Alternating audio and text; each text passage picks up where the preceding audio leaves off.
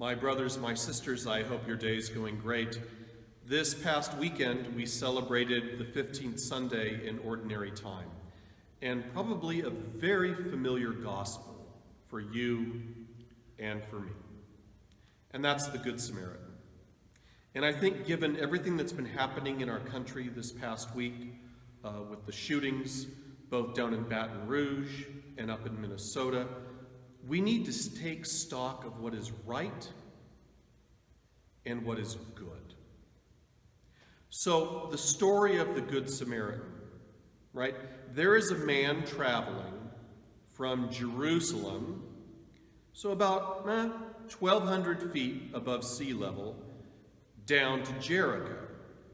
Now that's 2,000 feet below sea level. Think about this.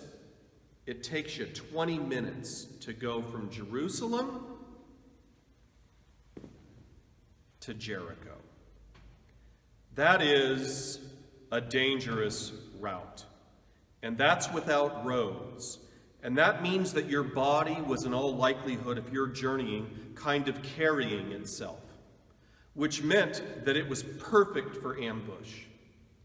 So here's the man going down that path, which was actually called the Bloody Path, and he fell and tripped. The priest came, the Levite came, and do take note, the scripture says, and they approached him from the opposite path, wanting to keep distance, wanting to be safe. And what their posture dictated is this: if I stop and help him, what's going to happen to me?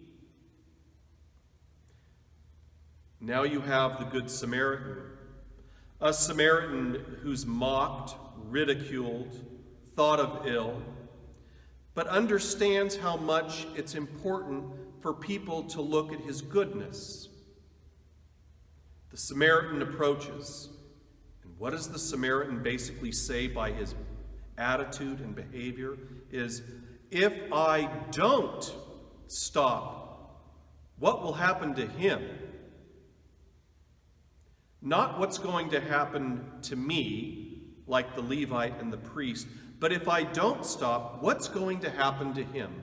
My brothers and my sisters, that's what our country needs to become about. That's what we need to return to, is that level of concern and care for one another.